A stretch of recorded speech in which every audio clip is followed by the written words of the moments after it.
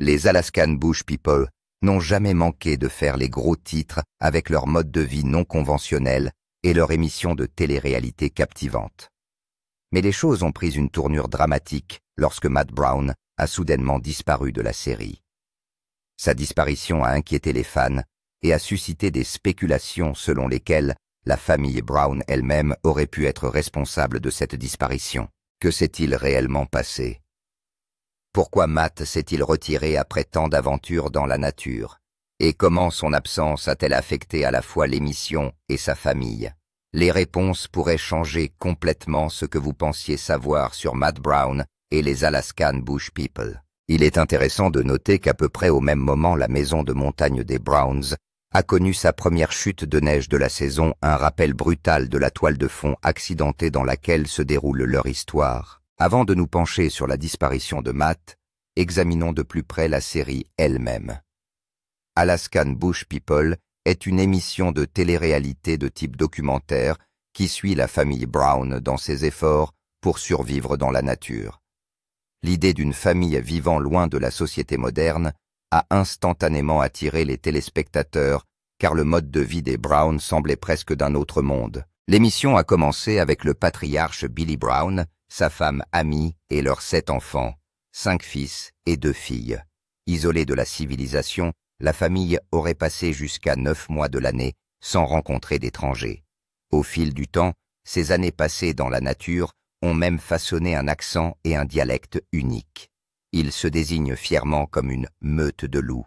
La nuit, les 9 membres de la famille partagent souvent une seule pièce, incarnant un lien et un mode de vie qui les distingue du reste du monde. La série de télé-réalité a été diffusée pour la première fois le 6,2014, mais filmée en Alaska, près de Copper Center, Hoonah et Chichagof Island.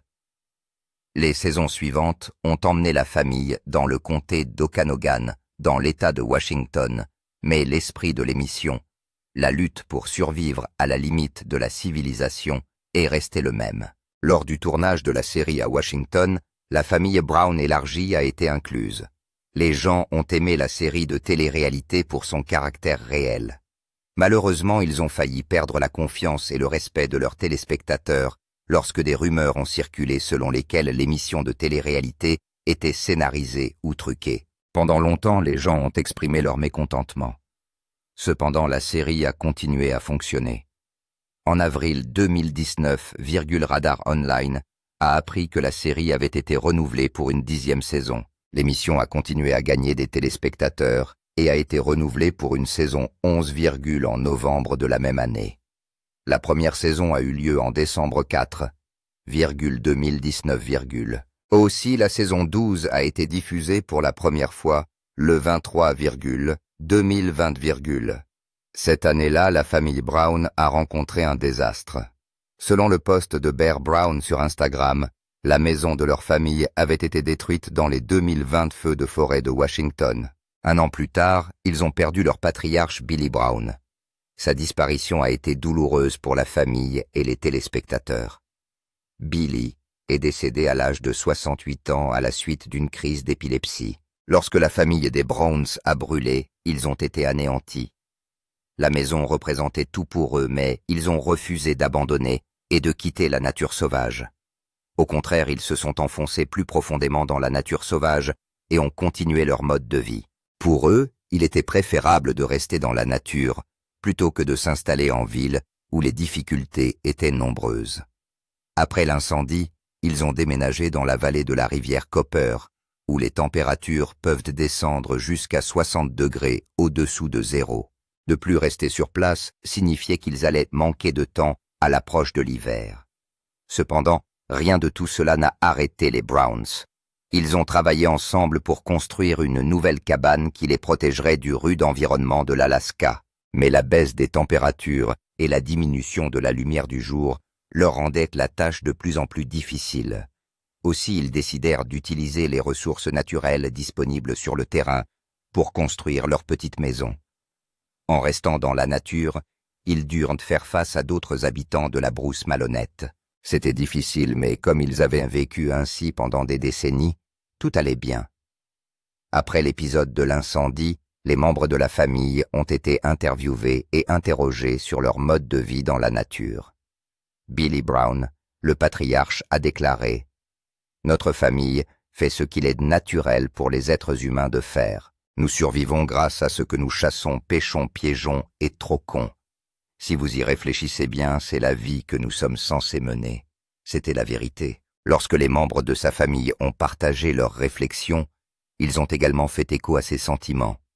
Amy a déclaré « Nous avons compris que nous n'avions pas besoin de la société moderne. Nous pouvions vivre de l'océan et de la forêt. » Interrogé sur leur accent, Matt a répondu « Les gens disaient toujours que nous avons une sorte d'accent. Je ne sais pas d'où il vient. Je suppose qu'il vient de toutes les personnes différentes qui vivent ici en Alaska. » Plus tard, Bam Bam a ajouté « Vous traversez la forêt, puis vous entrez dans la nature sauvage et vous continuez à avancer. Quand vous pensez que vous ne pouvez pas aller plus loin et que vous êtes arrivé à l'extrémité de la nature sauvage, c'est là que la brousse commence, et c'est là que personne d'autre ne va jamais. » Bear a également révélé pourquoi il s'appelait la meute de loups. Il a déclaré « Notre famille ressemble beaucoup à une meute de loups ou à un clan car nous nous serrons les coudes. Nous sommes comme les 3 mousquetaires tous pour un et un pour tous. » Plus tard, Gabe a déclaré « Ce n'est pas comme si nous étions des arriérés ou des hommes des cavernes, même si notre mode de vie peut être assez primitif. » L'un de leurs fils, Noah, a également déclaré « Nous sommes tous scolarisés à la maison, et même si nous sommes au milieu de nulle part, nous recevons des bribes de la culture, des 48 virgules. » Snowbird a ajouté « L'heure des filles est différente dans le bush. Nous ne nous contentons pas de nous faire les ongles et de jouer à la poupée. Nous aimons chasser et pêcher. » Enfin, Rainey a dit en plaisantant « Je m'appelle Merry Christmas Catherine Raindrop Brown et les gens m'appellent Rainey. » La vie des habitants de la brousse de l'Alaska était simple. Pourtant, nombreux sont ceux qui pensent qu'il s'agit de l'un des modes de vie les plus uniques qui soient. Est-ce que tout a toujours été doux pour eux? Non. À un moment donné, leur vie a été menacée. Lorsque les habitants de la brousse de l'Alaska se sont installés dans le pays de la rivière Copper, la vie a changé pour eux. Bien qu'ils aient connu quelques difficultés ici et là, ils étaient toujours heureux. Malheureusement, leur joie a été écourtée lorsque leur vie a été menacée. Selon les téléspectateurs, les habitants de la brousse d'Alaska leur ont soudainement annoncé qu'ils devaient fuir leur nouvelle terre d'accueil. Lors de l'épisode « Combattre ou fuir », l'émission a commencé par ce message. La chaîne Discovery Channel a été autorisée à documenter la vie d'une famille isolée dans le bush. Pendant la production, un incident s'est produit et le tournage a été interrompu. Ce qui s'est passé par la suite a poussé la famille Brown à fuir complètement. La scène montre que la famille a été réveillée la nuit par ce qui semblait être 2 coups de feu tirés à l'extérieur. Lorsqu'ils ont entendu le bruit des coups de feu, les hommes se sont précipités lourdement armés, comme on peut le voir à travers la teinte verdâtre d'une caméra de vision nocturne. Une voix off dit « Puis l'impensable se produit ». Après cela, un 3e coup de feu a été tiré. Les hommes ont été vus en train d'attendre dans l'obscurité avec la caméra qui tournait. Effrayés, les hommes se sont repliés vers la sécurité de la cabane. Après ces tirs, Billy s'est exclamé « Cette terre ne vaut pas la peine qu'on meure pour elle ». Effrayée, la famille a fait ses bagages et a quitté la terre. Comme ils n'avaient nulle part où aller, ils ont fini par vivre sur un bateau à Ketchikan, là où ils avaient commencé.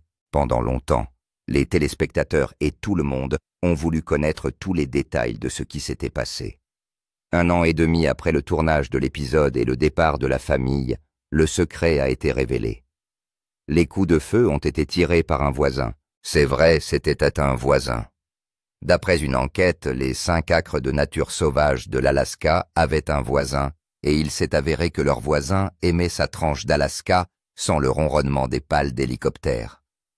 La propriété qu'ils ont abandonnée après la fin du tournage, à la fin des années 2012, se trouve dans un lotissement à moins de 10 miles au sud de Copper Center. Il était facilement accessible depuis un chemin de terre situé juste à côté de l'autoroute. Il y a également une pizzeria à environ 800 mètres autour de la propriété. D'après l'enquête, les environs sont assez sauvages et l'équipe de production a dû embaucher quelqu'un pour porter un fusil de chasse pour la protection contre les ours. Après avoir appris qu'ils avaient un voisin, il était évident que l'endroit n'était pas aussi sauvage que beaucoup le pensaient. À côté d'eux se trouvait Jason Hawke, un directeur du développement économique régional, âgé de 46 ans, originaire d'Albany dans l'État de New York, mais alaskien depuis 1996, Après de nombreuses questions, Jason s'est ouvert et a avoué qu'il s'était senti frustré par la production de l'émission. Il était contrarié par la façon dont leur véhicule roulait à toute allure sur le chemin de terre, par les cris des Browns et par le bourdonnement constant des tronçonneuses. En ce qui concerne les coups de feu, Jason a déclaré qu'il n'avait jamais tiré en direction de la cabane. En revanche, il a tiré 2 ou 3 feux d'artifice de type mortier en l'air, lorsqu'un hélicoptère qui prenait des images aériennes a survolé sa maison alors que sa famille était en train de dîner. Il a vu que l'hélicoptère tournait juste au-dessus de la cime des arbres, au-dessus de sa propriété. Il a ajouté qu'il avait essayé de faire signe à l'hélicoptère à plusieurs reprises, mais que ses efforts s'étant avérés vains, il avait décidé de tirer sur un couple en l'air qui ne se trouvait pas à proximité et de leur faire savoir qu'ils devaient s'éloigner de ma maison. La famille Brown a-t-elle déposé un rapport à ce sujet? Non. Selon Megan Peters, porte-parole de l'Alaska State Trooper, un policier a répondu à un voisin des Browns qui avait signalé la présence de feux d'artifice à proximité d'un hélicoptère. Le policier a visionné les images de l'incident, mais aucune charge n'a été retenue. Cependant, Jason n'a pas été épargné.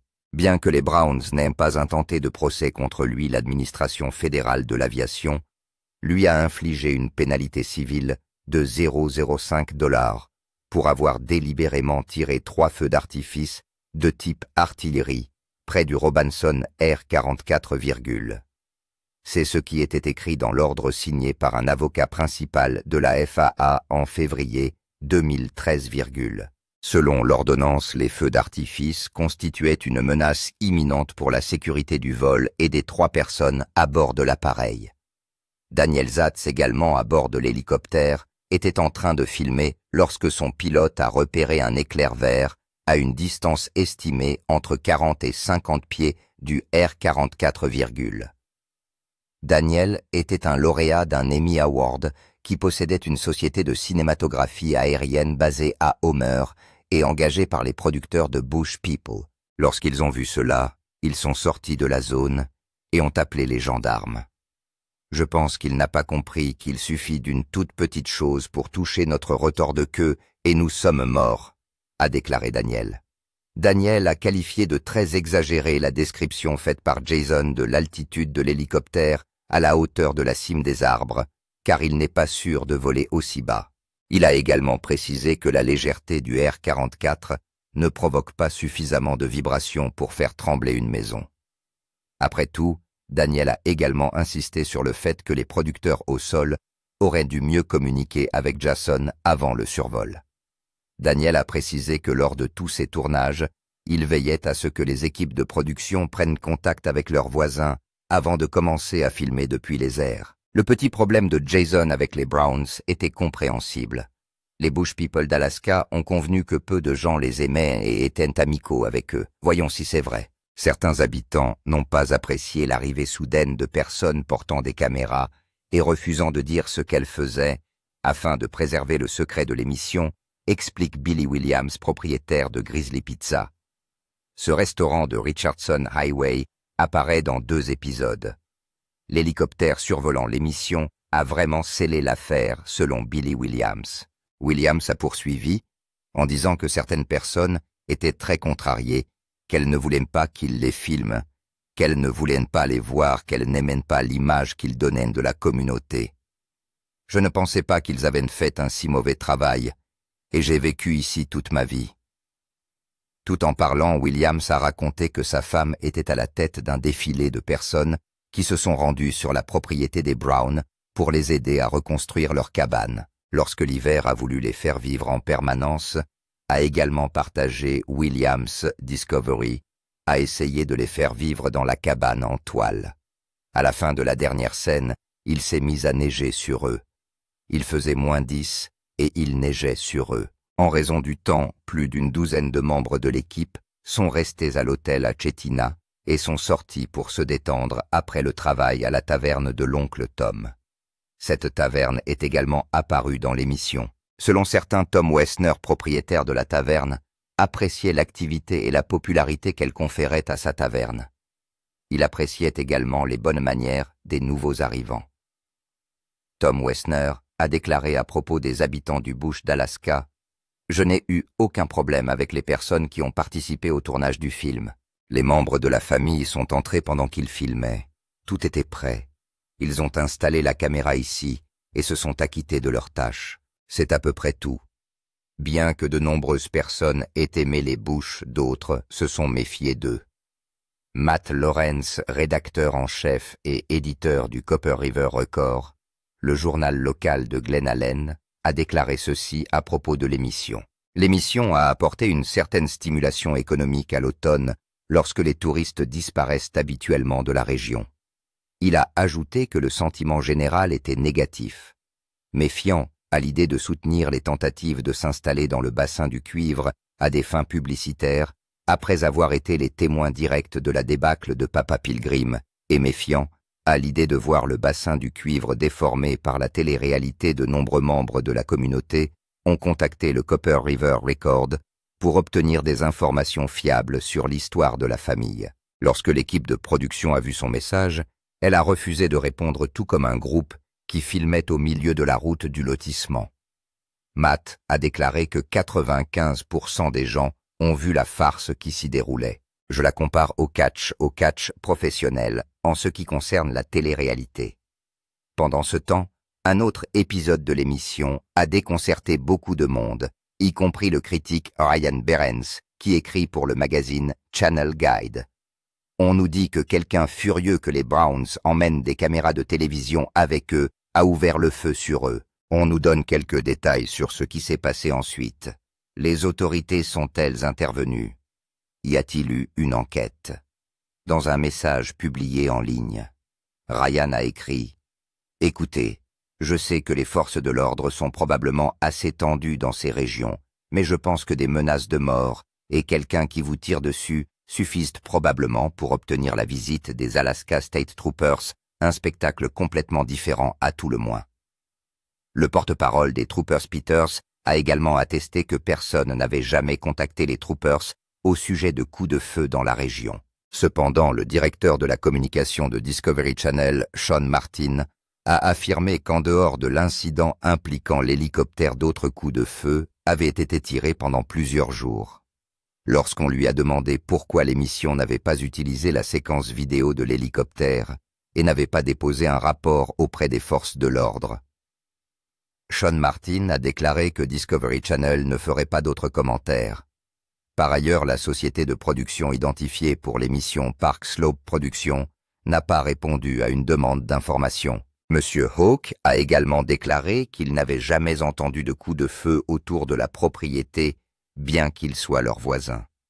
Il affirme que l'équipe de production a négligé les relations avec la communauté, puis a produit une émission qui insulte la vallée de la rivière Copper.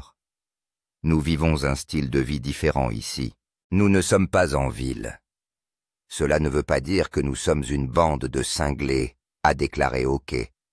Arrêtez de dépeindre les habitants de l'Alaska comme des idiots. C'est l'une des parties les plus controversées de The Alaskan Bush People. Les choses se sont envenimées lorsque l'un des membres de l'émission, Matt Brown, a soudainement disparu de l'émission et tout le monde s'est demandé ce qui avait pu se passer. Nous allons obtenir nos réponses. Il y a eu une idée pour une vidéo. Dans le passé, je vous ai demandé à tous de... Lorsque Alaskan Bush People a fait ses débuts il y a de nombreuses années, la famille Brown semblait unie. Dans la série, l'amour et les liens qui existent entre les membres de la famille sont perçus par tous. Ils partagent le dialecte de leur famille et beaucoup d'autres choses en commun. Cependant, de nombreuses questions ont été soulevées quant à savoir si le dialecte était authentique ou fabriqué. Mais une chose est sûre, la famille Brown s'aime elle-même. Malheureusement, tout a changé. La célébrité et la popularité s'accompagnent de nombreux secrets. Lorsque les secrets de la famille sont révélés au public, les liens entre les membres de la famille Brown se détériorent. La situation empire lorsque plus de la moitié des membres de la famille ont des ennuis avec les autorités et purgent une peine d'emprisonnement. Leur vie était pleine de drames, à la fois devant les caméras et dans les coulisses. Au milieu de ces drames familiaux, l'un des enfants Brown a soudainement disparu. Étonnamment, sa disparition n'a jamais été abordée ou évoquée par les autres membres de la famille. Après la disparition de Billy Brown, la série s'est retrouvée avec Amy Brown et ses enfants Bam Bam Bear, Gabe Noah et Mary. La famille a décidé de reconstruire sa vie sans Matt et Billy, alors que tout le monde s'attendait à ce que la famille Brown parle de la disparition de leur fils aîné Matt Brown. Personne n'a rien dit. Plus tard, en 2024, il a été rapporté que bien que certains membres des Bush aient maintenu une présence active sur les médias sociaux, Matt n'avait aucun compte vérifié. Cependant, des recherches ont révélé que Matt avait un compte qui avait plus de 200 000 followers et qu'il était authentique et actif en 2024. Au moins ses fans ont pu savoir qu'il était vivant et qu'il respirait grâce à cela.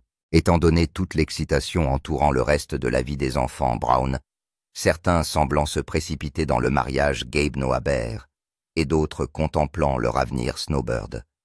Certains téléspectateurs pourraient ne pas avoir remarqué l'absence de Matt au début. La famille Brown était remplie de nombreuses activités. De plus, avec l'arrivée de nombreux petits-enfants et la perte de son mari, il y avait des rumeurs selon lesquelles même Amy aurait remarqué la disparition de Matt, surtout lorsqu'elle a commencé à avoir des problèmes de santé. En 2019, Matt a déposé des Bush People en Alaska et personne n'en a parlé. Certains de ses fans ont commencé à troller les comptes de médias sociaux de la famille en colère. Ils pensaient que la famille ne se souciait pas de lui et faisait comme s'il n'existait plus. Malgré la proximité de la famille, Matt a été exclu du groupe familial et est resté sur place lorsque le reste de la famille a déménagé en Californie après le traitement d'Amy Brown, ce qui les a obligés à quitter l'Alaska. On a émis l'hypothèse que ce n'était peut-être pas le choix ou le désir de Matt, mais plutôt le résultat des circonstances de l'époque. Pendant de nombreuses années, avant que Matt ne quitte la série, tout le monde savait qu'il luttait contre la dépendance aux substances psychoactives. Selon certaines rumeurs, sa dépendance à l'égard des substances psychoactives aurait pu mettre à rude épreuve ses relations avec sa famille. La famille Brown n'était pas parfaite, mais elle ne pouvait tolérer qu'un de ses membres ne puisse rester sain d'esprit sans consommer de substances psychoactives. Plus tard, en 2016, il est entré en cure de désintoxication pour l'alcool. C'est pourquoi beaucoup ont supposé que Matt était peut-être resté au pays au lieu de partir avec la famille en 2018. Tout le monde pensait qu'il avait choisi de rester en Californie où il cherchait à se faire soigner. En raison de l'éloignement du reste de sa famille, il a cessé de participer à l'émission. Après cela, il a continué à travailler sur sa santé et est entré en cure de désintoxication pour la deuxième fois en 2018. Les choses sont devenues intéressantes lorsque Matt a décidé de parler de sa disparition. En avril 2020 et 1, l'ancienne star de la télé-réalité s'est rendue sur Instagram pour affirmer que son passage dans l'émission Alaskan Bush People était à l'origine de ses difficultés. Il a partagé « Tout le monde m'avait dit que les secrets des autres n'étaient pas à moi, mais ils me détruisent, et ils me détruisent depuis longtemps. J'ai froid, je n'ai pas d'argent, et je n'ai presque rien à manger. » Dans la vidéo, Matt affirme que la production a donné des substances à sa famille et qu'il n'a pas profité du succès de l'émission. Selon lui, il a été abandonné, négligé et rejeté par sa famille. « Nous avons gagné beaucoup d'argent grâce à l'émission, et comme mon père contrôlait tout l'argent lui revenait. » Matt a déclaré que sa famille lui avait caché plus de 300 000 $. Je n'avais pas d'argent ou quoi que ce soit d'autre. Mon père a gardé tout cela. Matt s'est-il éloigné de sa famille pour ces seules raisons? Non. La même année où il a lutté contre la toxicomanie, il a également été accusé d'avoir eu des rapports sexuels forcés avec 2 femmes. Les 2 femmes ont fait part de leurs allégations lors d'une entrevue accordée au Sun en septembre. Ils ont affirmé que Matt avait commis cet acte quelques jours seulement après avoir beaucoup bu. Pour eux, Matt était un homme méprisable. Les crimes présumés ont été signalés à la division Topanga de la police de Los Angeles. L'affaire a ensuite été transmise au bureau du procureur du comté de Los Angeles, qui a refusé d'engager des poursuites, selon The Sun. Au cours de cette période, la chaîne d'information a publié une déclaration dans laquelle on pouvait lire « Discovery Channel a été contacté il y a plusieurs années au sujet de ces allégations qu'elle a jugées troublantes et très sérieuses. Nous avons convenu que les autorités locales devaient être contactées immédiatement. En raison de la nature des accusations, nous avons estimé que toute coopération serait mieux gérée par les forces de l'ordre. Bien que tout le monde ait fait de son mieux pour amener Matt à parler de ses crimes, il n'a rien dit, il ne s'est pas défendu et n'a pas nié les allégations. Bien qu'il n'ait plus participé à l'émission, Matt a tenu ses fans au courant de sa vie grâce à sa chaîne YouTube qu'il a lancée en 2019, Actuellement, Matt réside dans les montagnes North Cascades, près de la maison familiale de North Ranch, dans l'État de Washington. Un jour avant la diffusion de la 12e saison d'Alaskan Bush People en octobre 2022, Matt a mis à jour son compte Instagram et partagé une vidéo avec ses fans. Dans la vidéo, il s'est ouvert à ses fans sur ce qu'il a fait. Il a donné à ses téléspectateurs un aperçu de l'intérieur de son travail dans un verger. Il a expliqué qu'il était en train d'arroser les plantes. À plusieurs reprises, Matt a partagé avec ses fans des mises à jour sur son parcours de sobriété. Il a expliqué comment il a réussi à surmonter ses habitudes malsaines et ses luttes. Il a également veillé à tenir ses fans au courant de sa vie quotidienne sur ses profils TikTok et Facebook. Il a déclaré « J'ai dû faire des sacrifices pour m'en sortir et toutes les petites choses tombent à l'eau lorsque nous faisons cela. Pour moi, c'est la confirmation que si nous travaillons lentement et avec diligence vers le succès, nous y parviendrons. Je ne dis pas que j'ai déjà réussi loin de là, mais je remporte mes petites victoires. » Le succès grandissant de Matt a suscité diverses questions sur sa relation avec les autres membres de la famille. Bien qu'il ait été proche de la famille Brown, il a été révélé que Matt n'était pas en contact avec sa mère ou ses frères et sœurs. Il a gardé sa vie loin d'eux. Plus tard, dans 2021, le frère cadet de Matt, Bear Brown, a donné plus de détails sur leur relation tendue. Matt a fait ses propres affaires, a-t-il déclaré à Distractify à l'époque. Je ne le vois pas beaucoup ces jours-ci. J'espère qu'il trouvera la paix et la sérénité qu'il recherche dans sa vie. De plus, lorsque Bear a fait la promotion de la 14e saison de l'émission dans 2022, les fans se sont empressés de demander si Matt allait revenir. Ils espéraient et souhaitaient le revoir dans la série de télé-réalité. Malheureusement, leurs espoirs ont été déçus. En réponse à leur demande, Bear a répliqué dans la section des commentaires, expliquant que Matt ne voulait pas faire partie du Wolfpack. Il a répondu « Pourquoi prendre sa parole au lieu de celle de toute la famille ?» Cela n'a aucun sens. Cela a conduit à une plus grande tension entre les deux frères. 3 ans après la diffusion du dernier épisode des rumeurs, ont circulé selon lesquelles l'émission avait été annulée. Bear a démenti ces affirmations et a déclaré « Le terme officiel pour l'émission est qu'elle est en hiatus », a-t-il déclaré dans une vidéo Instagram de mars 2025. Bien que Bear ait admis que lui et sa famille ne tournaient pas leur émission.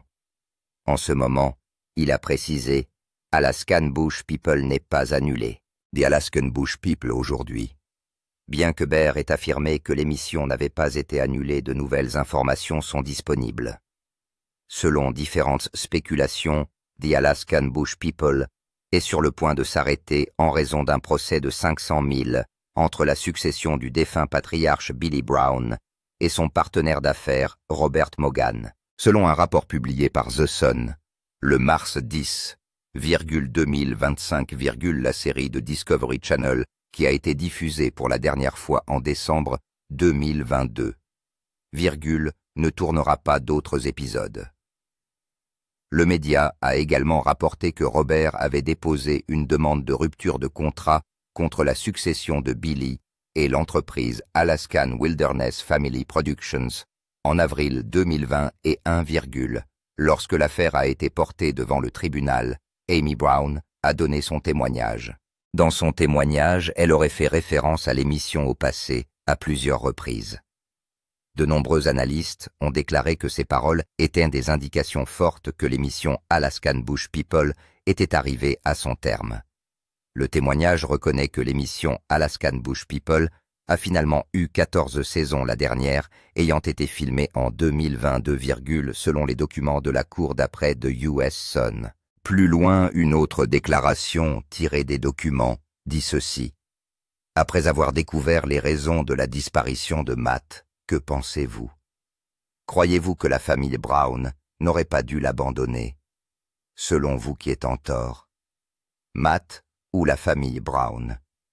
Comment vous sentez-vous en sachant que l'Alaskan Bush People pourrait ne plus jamais exister? Laissez vos pensées dans les commentaires. Si vous avez aimé cette vidéo, aimez, partagez et abonnez-vous à cette chaîne. Avant de partir, regardez les autres vidéos qui s'affichent sur votre écran.